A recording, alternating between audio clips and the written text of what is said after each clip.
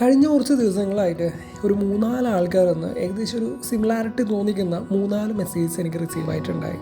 And it's all about എന്താണ് situationship അഥവാ commitment ഇല്ലാതെ നടന്നു പോകുന്ന റിലേഷൻഷിപ്പുകൾ കൊണ്ട് ഉണ്ടാവുന്ന പ്രശ്നങ്ങളെ പറ്റിയിട്ട് അതൊക്കെ പറഞ്ഞുകൊണ്ടുള്ള അവരുടെ പല കഥകളും പറഞ്ഞുകൊണ്ടുള്ള സ്റ്റോറീസ് ആയിരുന്നു എനിക്ക് കേട്ടിട്ടുണ്ടായിരുന്നത്.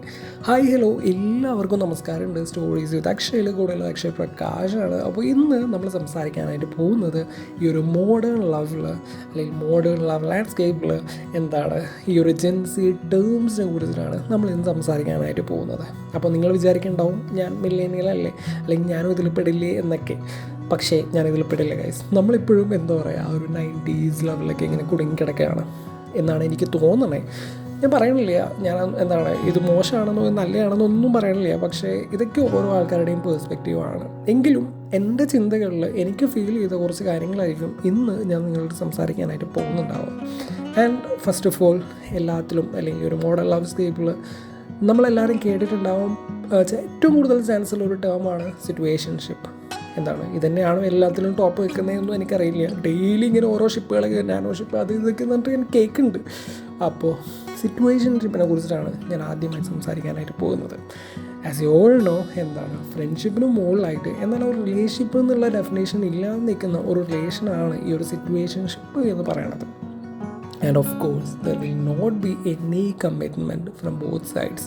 പക്ഷേ ഈ പറഞ്ഞ ഫിസിക്കൽ ഇൻറ്റിമസിക്കോ അല്ലെങ്കിൽ റൊമാൻസോ എന്ത് വേണമെങ്കിലും അവിടെ സംഭവിക്കാം. പക്ഷേ there won't be any boundaries എന്നുള്ളത്. പക്ഷേ ഇതുണ്ടാക്കുന്ന കൺഫ്യൂഷൻസ് ഇതൊക്കെ അവിടെ നിൽക്കട്ടെ, ഇതൊക്കെ ഇറ്റ്സ് ഫൺ. ബട്ട് ഇതൊക്കെ ഉണ്ടാക്കുന്ന കൺഫ്യൂഷനാണ് നമ്മളെല്ലാവരും സംസാരിക്കേണ്ട ഒരു കാര്യം എന്നുള്ളത്. ഈ സിറ്റുവേഷൻഷിപ്പിലാകുന്ന രണ്ട് വ്യക്തികൾ ഏറ്റവും കൂടുതൽ ശ്രദ്ധിക്കേണ്ട കാര്യം ഒരാൾക്ക് മറ്റൊരാളുടെ അടുത്ത് ഫീലിങ്സ് തോന്നരുത് എന്നുള്ളതാണ്. വേറെ ഒന്നും കൊണ്ടല്ല. When we expect love from the other person, ആൾക്ക് ഈ റിലേഷൻഷിപ്പ് ഇട്ടെറിഞ്ഞ് പോകാനൊക്കെ തോന്നും. Their intention may not be love. അവരെ സംബന്ധിച്ച് അവരുടെ നീഡ്സ് സാറ്റിസ്ഫൈ ചെയ്യാനായിട്ടുള്ള ഒരാൾ മാത്രമായിരിക്കും നിങ്ങൾ എന്നുള്ളത്. I'm not talking about the physical intimacy or sexual relationship. അതൊന്നുമല്ല. ചുമ്മാ എന്താണ് കൊണ്ട് നടക്കാനൊക്കെ ആയിട്ട് എന്നൊക്കെ പറയുന്ന ഒരു റിലേഷൻഷിപ്പ് ഉണ്ടല്ലോ, അല്ലെങ്കിൽ ചിലപ്പോൾ മോണിറ്ററി ബെനിഫിറ്റ്സ് നോക്കിയിട്ടുള്ള ആവാം. അങ്ങനെ ഒരു റിലേഷൻഷിപ്പാണ് ഇത് എന്നുള്ളത്. ഞാൻ നേരത്തെ പറഞ്ഞില്ലേ എന്താണ് കുറച്ച് മെസ്സേജ് വന്നത്, അതിൽ പല കഥാപാത്രങ്ങളും പല കഥകളും എല്ലാവരും ഇതിൽ പെട്ടുപോയതാണ് എന്നുള്ളതാണ്. എല്ലാം നല്ല. എന്നാൽ ഒരു എക്സാമ്പിൾ പറയുകയാണെന്നുണ്ടെങ്കിൽ അതിലൊരാളുടെ ഒരു സ്റ്റോറി ഇങ്ങനെയായിരുന്നു. അയാൾ വർക്ക് സ്പേസിൽ മറ്റൊരാളായിട്ട് ഭയങ്കരമായിട്ട് കമ്പനിയായി. വർക്ക് ചെയ്യുന്ന ഒരു സ്പേസിൽ അടുത്ത ആളുമായിട്ട് ഭയങ്കര കമ്പനിയായി. അങ്ങനെ അവർ ഒരു ലിങ്ക് ടുഗെദറും കാര്യങ്ങളൊക്കെ ഒരു പ്ലാൻ ചെയ്യുകയാണ്, അങ്ങനെ ഒരു റിലേഷൻഷിപ്പിൽ. ബട്ട് ഇയാളെ സംബന്ധിച്ച് എന്താണ് ഇയാൾക്ക് ലവ് എന്ന് പറയുന്ന ഇമോഷൻസ് വരികയാണ്. അതായത് ആ റിലേഷൻഷിപ്പ് ഇങ്ങനെ കണ്ടിന്യൂ ചെയ്യുകയാണ്. അതായത് ഈ ഒരു സിറ്റുവേഷൻഷിപ്പ് എന്ന ലെവലിൽ അത് കണ്ടിന്യൂ ചെയ്യുകയാണ്. പക്ഷേ ഇയാളെ സംബന്ധിച്ചിടത്തോളം മറ്റൊരാളുടെ അടുത്ത് ഒരു ലവ് എന്ന് പറയുന്ന ഒരു ഇമോഷൻ വരികയാണ്. കാര്യം അയാളുടെ ഭയങ്കരമായിട്ട് ക്ലോസ് ആവുകയാണ്. അയാളുടെ കൂടുതൽ സംസാരിക്കുകയൊക്കെ ചെയ്യുന്ന സമയത്ത് ഓഫ് കോഴ്സ് നമ്മളെ സംബന്ധിച്ചിടത്തോളം ലവ് എന്ന് പറയുന്ന ഒരു ഇമോഷൻ വരാനുള്ള ചാൻസസ് കൂടുതലാണ്. അപ്പോൾ മറ്റൊരാൾ എന്താണ് വേറൊരാളുടെ അടുത്ത് പോയിട്ട് ടൈം സ്പെൻഡ് ചെയ്യുന്നതും ആ ഒരു പോസിറ്റീവ്നെസ്സിൻ്റെ പ്രശ്നങ്ങളും കാര്യങ്ങളൊക്കെ ഉണ്ടല്ലോ. അപ്പോൾ ആ ഒരു ഫീലിങ്സും ആ ഒരു കാര്യങ്ങളൊക്കെ വരുന്നു എന്നുള്ളത് അതൊന്നും ഇയാൾക്ക്, അതായത് വേറൊരാളുടെ അടുത്ത് ആൾ പോയി സംസാരിക്കുന്നതൊന്നും ഇയാൾക്ക് ഇഷ്ടപ്പെടണില്ല, അല്ലെങ്കിൽ അതൊന്നും പറ്റണില്ല എന്നുള്ളത്. കോഴ്സ് റീസൺ ഇതാണ്. ഇയാളെ സംബന്ധിച്ചിടത്തോളം സിറ്റുവേഷൻഷിപ്പിൽ മുകളിലായിട്ട് ലവ് എന്ന് പറഞ്ഞ ഇമോഷൻ വന്നു തുടങ്ങി എന്നുള്ളത്. അടുത്ത് ഇടപെടുന്ന സമയത്ത് വെറും ഈ ഒരു ലേബൽ ഇല്ലാത്ത റിലേഷൻ ആയിട്ടല്ല, ആളുടെ കൂടെ എന്താണ് കൂടുതൽ ഇൻറ്റിമസി തോന്നുകയും ആളുടെ അടുത്ത് പ്രണയം തോന്നുകയും ചെയ്യുന്നു എന്നുള്ളത്. പക്ഷേ അതുകൊണ്ട് തന്നെ ഓപ്പോസിറ്റ് നിൽക്കുന്ന ആളുടെ അടുത്ത് നിന്നും ഇയാൾ തിരിച്ച് സ്നേഹം എക്സ്പെക്റ്റ് ചെയ്യും എന്നുള്ളത്. പിന്നീട് ആളെ കാണുന്നതൊക്കെയും ലവ് എന്ന് പറയുന്ന സാധനം ബാക്ക് ചെയ്തുകൊണ്ടായിരിക്കും. പക്ഷേ ഇതേ സമയം മറ്റേ ആൾക്ക് ഓപ്പോസിറ്റ് നിൽക്കുന്ന ആൾക്ക് ഈ പറഞ്ഞ കമ്മിറ്റ്മെൻ്റ് ഒന്നും ഇഷ്ടമല്ലാത്ത ആളായിരിക്കും.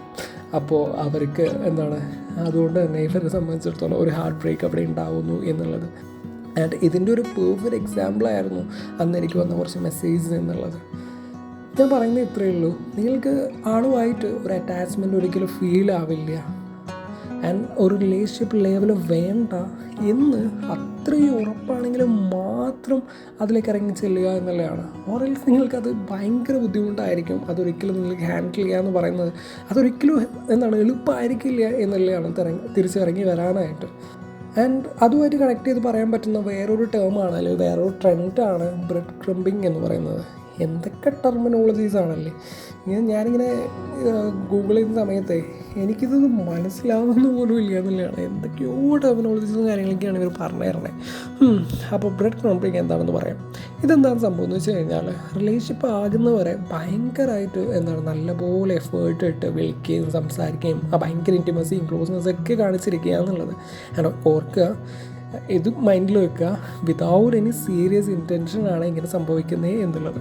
ആൻഡ് അങ്ങനെ ഭയങ്കരമായിട്ട് നമ്മളൊക്കെ ഒരു ഭയങ്കര ഹോപ്പൊക്കെ തന്നിട്ട്, അല്ലെങ്കിൽ നമ്മളൊരു ഹോപ്പൊക്കെ കൊടുത്തിട്ട് നൈസായിട്ട് അങ്ങ് ഇട്ട് പോവുക എന്നുള്ളത്, അതിനെയാണ് ഈ ബ്രെഡ് ക്രംബിങ് എന്ന് പറയുന്നത്. റിലേഷൻഷിപ്പ് ആവാൻ വേണ്ടിയിട്ടായിരിക്കും അവർ കാത്തിരിക്കണേ. ആൻഡ് അത് കഴിഞ്ഞാൽ ആളുടെ ശരിക്കുള്ള ഇൻറ്റൻഷൻ പുറത്ത് കാണിക്കാനായിട്ട് തുടങ്ങും എന്നുള്ളത്. മേ ബി ഒരു ഫിസിക്കൽ റിലേഷൻഷിപ്പിന് വേണ്ടിയിട്ടാവാം, അല്ലെങ്കിൽ മോണിറ്ററി ബെനിഫിറ്റ്സിന് വേണ്ടിയിട്ടാവാം. അങ്ങനെ ഒരുപാട് റീസൺസ് അയാളെ ബാക്ക് ചെയ്യുന്നുണ്ടാവും. അങ്ങനെ ഈ ഒരു ബ്രെഡ് ക്രംബിങ് ഒക്കെ കഴിഞ്ഞ് റിലേഷൻഷിപ്പ് ആയ ശേഷം അതിൽ ചില ആൾക്കാരിങ്ങനെ പറയും, എടോ എനിക്ക് റിലേഷൻഷിപ്പ് ഇങ്ങനെ സെറ്റാവുന്നൊന്നും തോന്നുന്നില്ല, നമുക്കിന്ന് ഈ റിലേഷൻഷിപ്പ് എന്നുള്ളൊരു ലേബലൊക്കെ വേണോ, നമുക്ക് ഈ ഒരു കമ്മിറ്റ്മെൻ്റ് ഇല്ലാതെ തന്നെ മുന്നോട്ട് പോകാൻ നോക്കിയാലോ, അതൊക്കെ ആവോ എന്നൊക്കെ ഇങ്ങനെ ചോദിക്കും. Guys, it's A warning signal. ഇപ്പോൾ നിങ്ങളതിന് മാറിയില്ല എന്നുണ്ടെങ്കിൽ നിങ്ങളതിന് കരയേണ്ടി വരും എന്നുള്ളതാണ്.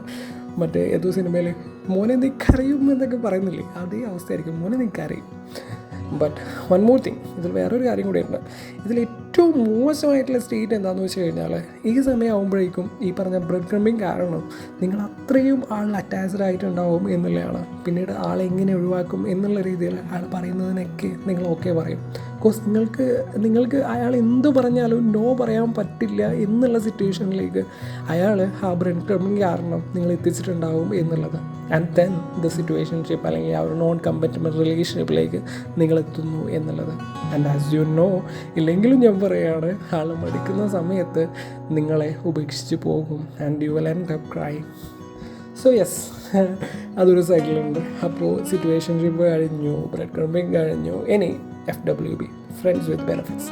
ഇത് നമ്മൾ ഓൾറെഡി ക്ലാസിക് സാധനമാണല്ലോ, നമ്മൾ ഓൾറെഡി പണ്ട് മുതലേ കേട്ടുകൊണ്ടിരിക്കുന്ന ഒരു വേർഡാണല്ലോ. രണ്ടാൾക്കാർ അവരുടെ സെക്ഷുവൽ നീഡ്സിന് വേണ്ടി മാത്രം ഒരു ഫ്രണ്ട്ഷിപ്പിലേക്ക് എത്തുന്ന അവസ്ഥ എന്നുള്ളത്. And there won't be any romantic strings എന്നുള്ളത്. നെക്സ്റ്റ് വൺ എന്ന് പറയുന്നത് ഓപ്പൺ റിലേഷൻഷിപ്പ്. അതായത് ഓപ്പൺ റിലേഷൻഷിപ്പിലായിരിക്കുന്ന പാർട്ട്നേഴ്സ് അവർക്ക് വേണമെന്നുണ്ടെങ്കിൽ അവർക്ക് ഇഷ്ടമുള്ള ആളുമായിട്ട് ഒരു റൊമാൻറ്റിക് റിലേഷൻഷിപ്പിലേക്ക് എത്താം എന്നുള്ളത്. അതിൽ ട്രാൻസ്പെറൻ്റ് ആയിരിക്കും, രണ്ട് പേർക്കും ഇഷ്ടമുള്ളത്, അതായത് ഒരു മ്യൂച്വൽ കൺസെൻറ്റിൻ്റെ പേരിലായിരിക്കും അവർ മറ്റൊരാളുടെ അടുത്തേക്ക് പോകുന്നത് എന്നുള്ളത്. പിന്നെ ഇതിൽ നിന്ന് ഡിഫറെൻ്റ് ആയിട്ടുള്ളൊരു ടേമാണ് പോളിയാമറി എന്നുള്ളത്. അതായത് ഒന്നിലധികം ആൾക്കാരുമായിട്ട് ലവ് റൊമാൻറ്റിക് റിലേഷൻഷിപ്പ് ഏർപ്പെടാം. ആൻഡ് അത് എല്ലാ പാർട്ട്നേഴ്സിനും, അതായത് എല്ലാ പാർട്ട്നേഴ്സിനും അറിവുണ്ടാവും ഇയാൾ ഇന്ന റിലേഷൻഷിപ്പും കൂടി ഉണ്ട് എന്നുള്ളതൊക്കെ. പിന്നെയുള്ളത് മോണോഗമിഷ്, അതായത് ഒരു പാർട്ട്ണറായിട്ട് മാത്രം റിലേഷൻഷിപ്പ് ഉണ്ടാവുള്ളൂ, പക്ഷേ ആളുടെ സമ്മതത്തോടു കൂടി വേറെ ആൾക്കാരുടെ അടുത്ത് പോവാം എന്നുള്ളതൊക്കെ ആ ഒരു രീതിയിലൊക്കെയുള്ളൊരു അവസ്ഥ. പിന്നെ കാഷ്വൽ ഡേറ്റിംഗ്, നിങ്ങൾക്ക് എല്ലാവർക്കും അറിയാവുന്ന പോലെ ഒരു റിലേഷൻഷിപ്പ് എന്ന ഡെഫിനേഷൻ ഇല്ലാതെ, അല്ലെങ്കിൽ അത് വേണ്ട ഒരു കമ്മിറ്റ്മെൻറ്റ് എക്സ്പെക്റ്റേഷൻ ഒന്നും ഇല്ലാതെ രണ്ടുപേർ അവരുടെ ഡേറ്റിംഗ് ലൈഫ് എൻജോയ് ചെയ്യുന്നു എന്നുള്ളത്. ആൻഡ് ഈ കാഷ്വൽ ഡേറ്റിങ്ങിൽ തന്നെയുള്ള വേറൊരു ടേമാണ് ഈ ഒരു എക്സ്ക്ലൂസിവിറ്റി എന്നുള്ളത്. അതായത് ഒരു റിലേഷൻഷിപ്പ് അല്ല, പക്ഷേ രണ്ടാൾക്കും വേറെ ആളുകളും ഒന്നുമില്ല, അവർ മാത്രമേ ഉണ്ടാവുള്ളൂ, അവർ രണ്ടുപേരും മാത്രം എക്സ്ക്ലൂസീവ് ആയിട്ടുള്ള ആ ഒരു ഡേറ്റിംഗ് എന്നുള്ളതാണ് എക്സ്ക്ലൂസിവിറ്റി എന്ന് പറയുന്നത്. ഞാനിങ്ങനെ കുറേ ഗൂഗിൾ ചെയ്ത സമയത്ത് ഇങ്ങനെ തല പുകയായിരുന്നു. ഇത് കുറേ സാധനങ്ങൾ ഇത് നോക്കുന്ന സമയത്ത് നമുക്കിത് രണ്ടും എല്ലാം ഒരേപോലെ തോന്നും, പക്ഷേ ഇതിൽ കുറച്ച് ഡിഫറൻസ് ഉള്ള പോലെയും തോന്നും. ഇങ്ങനെ ഒരുപാട് തല പുകഞ്ഞ് ആലോചിച്ചിട്ടുള്ള കുറേ സാധനങ്ങളൊക്കെ ആയിരുന്നു ഉണ്ടായിരുന്നത്. ഇത് ഞാനിങ്ങനെ ആലോചിച്ചു, ഞാൻ ഈ സമയം എൻജിനീയറിങ്ങിനൊക്കെ ഇതേപോലെ ഒന്ന് പഠിച്ചിരുന്നെങ്കിൽ സപ്ലി ഇല്ലാണ്ടെങ്കിൽ പാസ്സാവുമായിരുന്നു എന്നൊക്കെ. ഓക്കെ, ഇനി കുറച്ച് റിലേഷൻഷിപ്പിലാകുന്ന ആൾക്കാരുടെ കുറച്ച് കമ്മ്യൂണിക്കേഷൻ ട്രെൻഡ്സിനെ കുറിച്ചാണ് സംസാരിക്കാനായിട്ട് പോകുന്നത്. ഫസ്റ്റ് തിങ് എന്ന് പറയുന്നത് ഗോസ്റ്റിംഗ്. നിങ്ങൾ പലപ്പോഴായിട്ട് കേട്ടിട്ടുണ്ടാവാൻ ചാൻസ് ഉള്ള ഒരു ടേമാണ് ഗോസ്റ്റിംഗ് എന്നുള്ളത്. നമ്മൾ നല്ലപോലെ ഒരാളായിട്ട് ഡേറ്റ് ചെയ്ത് നല്ലപോലെ മുന്നോട്ട് പോകുമ്പോൾ പെട്ടെന്നൊരു ദിവസം ആൾ ഡിസപ്പിയർ ആകുക എന്ന് പറയുന്നത്, അല്ലെങ്കിൽ ആ ഒരു അവസ്ഥ ഒരു എക്സ്പ്ലനേഷൻ പോലും ഇല്ലാതെ അയാളത് അവസാനിപ്പിച്ച് പോകുന്നു എന്നതിനെയാണ് ഗോസ്റ്റിംഗ് എന്ന് പറയുന്നത്. ഇതേപോലെ വേറൊരു ടേമുണ്ട് ഓർബിറ്റിംഗ് എന്നുള്ളത്. അതായത് ഗോസ്റ്റിംഗിൽ എന്ന് വെച്ച് കഴിഞ്ഞാൽ നമ്മളോട് പറയാതെ പെട്ടെന്ന് ഓടി പോകുന്ന ആളായിരിക്കും, പിന്നീട് ആളെ കാണുകയില്ല എന്നുള്ളതാണ്. പക്ഷേ ഓർബിറ്റിങ്ങിലാണെന്നുണ്ടെങ്കിൽ ആൾ ഓടി പോകുമായിരിക്കും, നമ്മളോട് മിണ്ടോ കാര്യങ്ങളൊന്നും ചെയ്യുന്നുണ്ടാവില്ല, പക്ഷെ നമുക്ക് പോസ്റ്റുകൾക്ക്, നമ്മുടെ ഇടുന്ന പോസ്റ്റുകൾക്ക് ലൈക്ക് ചെയ്യുക, അല്ലെങ്കിൽ നമ്മുടെ സ്റ്റോറീസ് വാച്ച് ചെയ്യുക, ഇങ്ങനെയുള്ള കാര്യങ്ങളായിരിക്കും ആൾ ചെയ്യണേ എന്നുള്ളത്. അതിനെയാണ് ഈ ഓർബിറ്റിംഗ് എന്ന് പറയണേ എന്നുള്ളത്. Next one benching. അതായത് നമ്മളൊരു ബാക്കപ്പ് ഓപ്ഷൻ പോലെ കാണുന്ന, നമ്മൾക്ക് സംസാരിക്കാൻ ആരും ഇല്ലാത്തപ്പോൾ ഓക്കെ ഒരു ബാക്കപ്പ്, ഒരു ബെഞ്ചിലിരിക്കുന്ന ആൾ സബ് പോലെ അങ്ങനെ ഒരാളെ പരിഗണിക്കാം എന്നുള്ള രീതിയിൽ ആളുകൾ സംസാരിക്കുന്നത്, ഇതിനെ റോസ്റ്ററിങ് എന്നൊക്കെ കൂടി പറയും. Okay, so next one love bombing നിങ്ങൾ പലപ്പോഴായിട്ട് കേട്ടിട്ടുണ്ടാകും. ഈ ബ്രെഡ് ക്രംബിങ്ങിലൊക്കെ ഇരുന്ന് ആ ഒരു സമയത്തൊക്കെ ഏറ്റവും കൂടുതൽ ഉണ്ടാകുന്നതാണ് ഈ ലവ് ബോംബിങ് എന്ന് പറയുന്നത്. അതായത് ഒരു റിലേഷൻഷിപ്പ് അതുപോലെ ആ ഒരു എഫെക്ഷനും റിലേഷൻഷിപ്പിലാവാൻ വേണ്ടിയിട്ട് ആ ഒരു അഫെക്ഷനും ആദ്യം ഭയങ്കരമായിട്ട് നല്ല രീതിയിൽ ഇൻറ്റിമസിയൊക്കെ കാണിച്ച് ഭയങ്കര സംസാരവും ഭയങ്കര അവർ കേൾക്കാത്ത രീതിയിലുള്ള സംസാരങ്ങളും അവരെ ഭയങ്കരമായിട്ട് ലവ് എന്നുള്ള ഫീൽ ചെയ്യിപ്പിക്കുന്ന രീതിയിൽ കുറേ ആക്ടിങ് കാര്യങ്ങളൊക്കെ, അതാണ് ഈ ലവ് ബോംബിങ് എന്ന് പറയുന്നത്. പലപ്പോഴും ഈ പറഞ്ഞ ബ്രെഡ് ക്രംബിങ് പോലെയാണ്, ഭയങ്കരമായിട്ട് ലവ് ബോംബിങ് ചെയ്തിട്ട് പിന്നെ ആളെ മൈൻഡാക്കാതെ ഇങ്ങനെ ചെയ്യുന്നതാണ് അവസ്ഥയൊക്കെയാണ് നമ്മൾ പലപ്പോഴായിട്ട് കാണാറുള്ളത് അല്ലെങ്കിൽ കേൾക്കാറുള്ളത്. അവരെ കാര്യങ്ങളൊക്കെ സാധിച്ച് നേടിയെടുക്കാനായിട്ടുള്ള ഒരു അൺഹെൽത്തി റിലേഷൻഷിപ്പാണ് ഈ ഒരു ലവ് ബോംബിങ്ങിലൂടെ സംഭവിക്കുന്നത് എന്നുള്ളതാണ്. അതുപോലെ ഈ റിലേഷൻഷിപ്പിൻ്റെ സമയത്ത് ഉണ്ടാവാൻ ചാൻസുള്ളൊരു കാര്യം, അല്ലെങ്കിൽ നമ്മുടെ മെൻ്റൽ ഹെൽത്തിനെ അഫക്റ്റ് ചെയ്യുന്ന രീതിയിൽ അവരിൽ നിന്നുണ്ടാകുന്നൊരു കാര്യം ഉണ്ട്, അതാണ് gas lighting.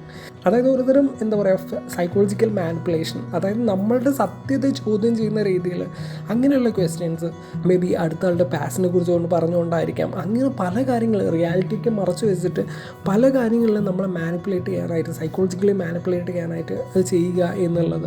And this is very dangerous and definitely gonna damage your relationship. Okay, ഇനിയും ഒരുപാട് ടേംസും കാര്യങ്ങളൊക്കെ ഉണ്ട്, അതൊക്കെ നമുക്ക് വേണമെന്നുണ്ടെങ്കിൽ അടുത്ത എപ്പിസോഡിലൊക്കെ ഡിസ്കസ് ചെയ്യാം. പക്ഷേ അതിന് മുന്നേ ഇത്രയും ഗൂഗിൾ അമ്മാവനും ഗൂഗിൾ അമ്മായിയും ഒക്കെ പറഞ്ഞു തന്ന കാര്യങ്ങളൊക്കെ വിട്ടിട്ട് എനിക്ക് എന്നെ സംബന്ധിച്ച് കുറച്ച് കാര്യങ്ങൾ നിങ്ങളടുത്ത് പറയാനായിട്ടുണ്ട്, അല്ലെങ്കിൽ ഞാനത് പറയാനായിട്ട് ആഗ്രഹിക്കുകയാണ്. ഗൈസ്, നിങ്ങൾ എന്ത് തന്നെ റിലേഷൻഷിപ്പിലേക്ക് പോകാനാണെങ്കിലും അതിൽ നിങ്ങളെ നഷ്ടപ്പെടുത്താനായിട്ട് അങ്ങനെ ഒരു സിറ്റുവേഷൻ ഉണ്ടാവാതിരിക്കാൻ നോക്കുക എന്നുള്ളതാണ്. റിലേഷൻഷിപ്പ് ആകുന്ന സമയത്ത് ഓഫ് കോഴ്സ് നമുക്ക് ചില കാര്യങ്ങളിൽ കോംപ്രമൈസ് ചെയ്യേണ്ടി വരും, അത് ഭയങ്കര കോമൺ ആണ്, അല്ലെങ്കിൽ അത് നാച്ചുറലാണ്. പക്ഷേ ഈ റിലേഷൻഷിപ്പിലേക്ക് പോകുന്ന അത് നിങ്ങളായി തന്നെ നിൽക്കുന്നുണ്ടോ, അല്ലെങ്കിൽ നിങ്ങളുടെ ഗ്രോത്തിനെ ഹെൽപ്പ് ചെയ്യുന്ന ഒന്നാണോ ശരിക്കും ഈ പാർട്ട്ണർ അല്ലെങ്കിൽ ഈ വ്യക്തി എന്നുള്ളത് ശരിക്കും ഒന്ന് ആലോചിച്ച് നോക്കുക എന്നുള്ളതാണ്. നമ്മളായി നിൽക്കുന്ന അല്ലെങ്കിൽ അവരായി നിൽക്കുന്ന, പക്ഷെ നമ്മൾ എന്നുള്ളത് നമുക്ക് രണ്ടുപേർക്കുള്ളൊരു സ്പേസ് അവിടെ നിങ്ങൾക്ക് കിട്ടുന്നുണ്ടോ എന്നുള്ളത് നിങ്ങൾ ഉറപ്പുവരുത്തുക എന്നുള്ളത്. or else you will ruin your mental and physical well-being. ഈ ഒരു ഡേറ്റിംഗ് പീരിയഡിൽ നിങ്ങളുടെ തന്നെ ആ ഒരു ട്രൂ സെൽഫ് കാണിച്ചു തുടങ്ങുക എന്നുള്ളതാണ്. അല്ലാതെ ആൾക്ക് വേണ്ടി മാറുകയോ അല്ലെങ്കിൽ നമ്മളുടെ പോസിറ്റീവ്സ് മാത്രം കാണിച്ച് ആ ഒരു അഫെക്ഷൻ നേടിയെടുക്കാനായിട്ട് ശ്രമിക്കാതിരിക്കുക എന്നുള്ളതാണ്. കാരണം അത് നിങ്ങൾ ഒരിക്കലും ഹെൽപ്പ് ചെയ്യാനായിട്ട് പോകുന്നില്ല. നമ്മൾ ഇപ്പോൾ നല്ലപോലെ നിന്ന് കഴിഞ്ഞാലും നമ്മുടെ റിലേഷൻ എന്ന് പറയുന്നത്, അല്ലെങ്കിൽ നമ്മുടെ ലൈഫിലോ നമ്മളെ കൂടെ ഉണ്ടാവേണ്ട ഒരാളല്ലേ, അയാളുടെ അടുത്തു നിന്നൊരു മോശം ഉണ്ടായിക്കഴിഞ്ഞാൽ അത് നിങ്ങൾ എങ്ങനെയായിരിക്കും എടുക്കാനുണ്ടാവുക? നിങ്ങളുടെ ഭാഗത്തു നിന്ന് ഒരു മോശം ഉണ്ടായിക്കഴിഞ്ഞാൽ ആളതെങ്ങനെയായിരിക്കും എടുക്കാനുണ്ടാവുക? ഇത് ആദ്യമേ തന്നെ പരസ്പരം മനസ്സിലാക്കുകയാണെന്നുണ്ടെങ്കിലും എന്ത് തന്നെ ആയാലും മുന്നോട്ട് പോകും തോറും ഈ പറഞ്ഞ നിങ്ങൾക്ക് എപ്പോഴും അവരെ ഹാപ്പി ആയിട്ട് നിർത്താനോ അല്ലെങ്കിൽ അങ്ങനെയൊന്നും നിർത്താനൊന്നും കഴിയില്ല. നിങ്ങളുടെ ട്രൂ സെൽഫ് എപ്പോഴേലും ആയിട്ട് കാണിക്കും എന്നുള്ളതാണ്. അപ്പോൾ ആദ്യമേ തന്നെ നിങ്ങൾ എന്താണെന്ന് ആൾക്ക് മനസ്സിലായി കഴിഞ്ഞാൽ അതൊക്കെ പരസ്പരം ആക്സെപ്റ്റ് ചെയ്യുന്ന സ്പേസ്, അതാണ് രണ്ടു പേർക്കും വേണ്ടത് എന്നുള്ളത്. അങ്ങനെ ഒരു റിലേഷൻഷിപ്പ് എല്ലാവർക്കും ഉണ്ടാവട്ടെ എന്ന് ഞാൻ ആത്മാർത്ഥമായിട്ട് ആഗ്രഹിക്കുകയാണ്. എനിക്കും കിട്ടട്ടെ അങ്ങനെ ഒരു റിലേഷൻഷിപ്പ്, നിങ്ങളും പ്രാർത്ഥിക്കുക. സോ അപ്പോൾ എന്തൊക്കെയാണ് പറയേണ്ടത്? കുറേ ടേംസും കാര്യങ്ങളൊക്കെ കേട്ട് തലയ്ക്ക് പ്രാന്തായിട്ട് ഇരിക്കുന്നുണ്ടാവും എന്ന് എനിക്കറിയാം. പക്ഷേ ഇങ്ങനെ കുറേ സാധനങ്ങളൊക്കെ ഉണ്ട് ഗൈസ്. ഞാനിങ്ങനെ ആലോചിക്കുകയായിരുന്നു, ഞാൻ ഇങ്ങനെ കുറേ സ്റ്റോറീസും കാര്യങ്ങളൊക്കെ കേൾക്കുന്ന സമയത്ത് ശരിക്കും പറഞ്ഞു കഴിഞ്ഞാൽ നമ്മളെ സംബന്ധിച്ചിടത്തോളം ചെറുതായിട്ട് പേടിയൊക്കെ തോന്നും. കാര്യം നമ്മൾ ഇത്രയും കഥകളൊക്കെ കേൾക്കുകയാണല്ലോ. അപ്പോൾ നമ്മുടെ പാർട്ട്ണർ ഞാനിപ്പോൾ കൺഫ്യൂഷൻ അടിച്ചിരിക്കുന്നത് നമ്മുടെ ഈ കൗൺസിലേഴ്സിൻ്റെ അവസ്ഥയാണ്, അല്ലെങ്കിൽ സൈക്കോളജിസ്റ്റുകാരുടെ അവസ്ഥയാണ്. അവരെ സംബന്ധിച്ചിടത്തോളം അവർ പല സ്റ്റോറീസും കേൾക്കുന്നുണ്ടാവുമല്ലോ. അവരുടെ മെൻ്റൽ ഹെൽത്ത് എത്രമാത്രം സ്ട്രോങ് ആയിരിക്കണം ഇത്രയും കഥകളും കാര്യങ്ങളൊക്കെ കേൾക്കുന്ന സമയത്ത്, അല്ലെങ്കിൽ അവരവരുടെ പാർട്ട്ണറോട് എങ്ങനെയായിരിക്കും ബിഹേവ് ചെയ്യുന്നുണ്ടാവുക ഇത്രയും സ്റ്റോറീസും കാര്യങ്ങളൊക്കെ കേട്ടിട്ട്. So just think about it. എല്ലാത്തിനെക്കുറിച്ചും ഒരു ബോധം ഉണ്ടായിരിക്കുക എന്ന് പറയുകയാണ്. സോ ഞാൻ എല്ലാം അവസാനിപ്പിക്കുകയാണ്. കേട്ടുകൊണ്ടിരിക്കുന്നത് സ്റ്റോറീസ് വിത്ത് അക്ഷയാണ്, കൂടുതൽ അക്ഷയപ്രകാശാണ്. അപ്പോൾ പുതിയൊരു എപ്പിസോഡിൽ പുതിയൊരു വിശേഷങ്ങളും കാര്യങ്ങളൊക്കെ ആയിട്ട് കാണാം. ടാറ്റാ, ബൈ.